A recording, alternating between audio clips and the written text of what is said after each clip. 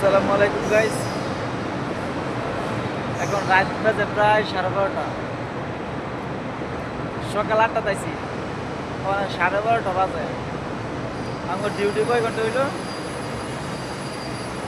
16.5 ঘন্টা। এই হইলাম আমরা প্রবাসী, 16.5 ঘন্টা ডিউটি করে আসছি।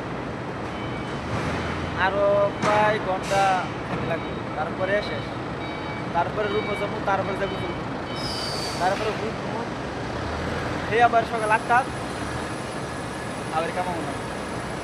কিন্তু কালকে রোববার, কালকে ছুটি দিন, কালকে কাম নাই, সোমবারের দিন। এই হইলো আমার প্রবাসী জীবন। বুঝুন, প্রবাসের খালি যে আবার চায়, এই হইলো প্রবাস। বাড়ির মানুষে ভাবে আমার প্রবাস হয়ে গেছে, না জানি কত টাকা কামাইতেছে। আসলে না। প্রবাস খালি দুঃখ আর কষ্ট আর যন্ত্রণা, এর নামই হয়েছে প্রবাস। আঙ্গুলকে সবাই দোয়া কর ভাই,